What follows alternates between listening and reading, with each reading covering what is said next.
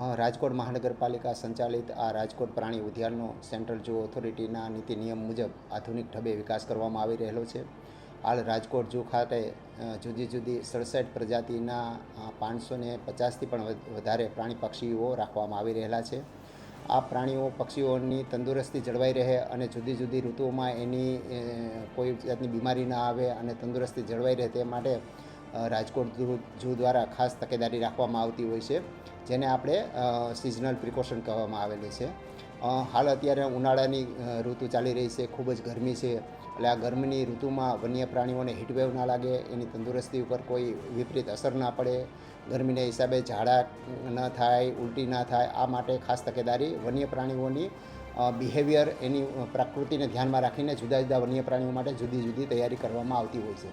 ખાસ કરીને big cats, જેની અંદર સિંહ, વાઘ, દીપડા, આ જે જુદા જુદા માંસાહારી પ્રાણીઓ જે છે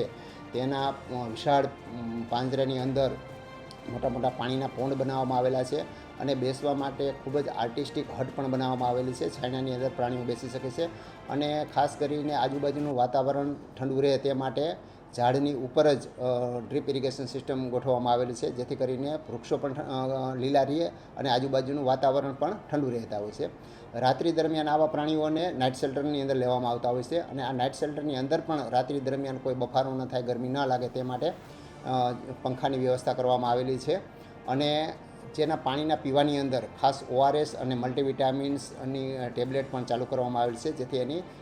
સ્ટેમિના અને હેલ્થ જળવાઈ રહે. આ ઉપરાંત પ્રાઇમેટની વાત કરું તો જુદા જુદા પ્રકારના વાંદરાઓ જે છે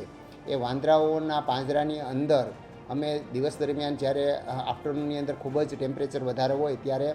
એના જે ફ્રૂટ ખાતા હોય છે એ ફ્રૂટના ટુકડાઓને પાણીની અંદર ડીપ ફ્રીજની અંદર મોલ્ડ કરી અને આઈસ કેન્ડી, જેને ફ્રૂટ કેન્ડીના રૂપમાં ખવડાવતા હોય છે, એટલે પ્રાણીઓ પણ ખૂબ જ એક્ટિવ રહેતા હોય છે, મુલાકાતીઓને પણ જોવામાં ખૂબ જ આનંદ આવતો હોય છે અને પ્રાણીઓ પોતાનું ટેમ્પરેચર મેન્ટેન કરતા હોય છે. આ ઉપરાંત હું રીંછની વાત કરું તો જુદા જુદા પ્રકારના જે આપણી પાસે રીંછ છે, સ્લોથ બિયર છે, હિમાલયન બ્લેક બિયર છે, આ રીંછના પાંજરાની અંદર ખૂબ જ મોટા વિશાળ પોન્ડ કરવામાં આવેલા છે, એટલે તડકાના સમયે રીંછ છે પાણીના પોન્ડની અંદર પોતે નાતા હોય છે અને એ પણ ફ્રૂટ ખાતા હોય છે, એટલે એમને પણ ફ્રૂટ કેન્ડી આપવામાં આવતી હોય છે. આ ઉપરાંત હું હરણની વાત કરું તો હરણના પિંજરાની અંદર ખૂબ જ આપણે પ્લાન્ટેશન કરવામાં આવેલું છે, ખૂબ જ સાયણો છે અને એની અંદર જે તળિયાનું જમીનના ભાગ ઉપર સતત પાણી જે છે એ છૂટું પાણી રાખવામાં આવતું હોય છે, જેથી કરીને વૃક્ષો પણ ખૂબ જ લીલા રહે અને આજુબાજુ જમીન ભીની રહે, એટલે વાતાવરણ પણ ઠંડુ રહેતું હોય છે. આ ઉપરાંત પક્ષીની વાત કરું તો જુદા જુદા પ્રકારના પક્ષીઓ જે છે એ પક્ષીઓના પિંજરાની અંદર જે ઉપરનો જે ભાગ છે એને ખાસ આપણે સૂકા ઘાસથી આપણે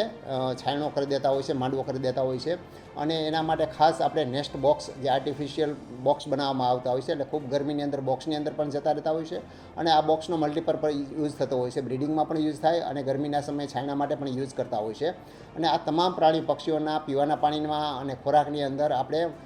ORS પાણી અને મલ્ટીવિટામિન્સ આપણે ઉનાળા દરમિયાન સપ્લાય કરતા હોય છે.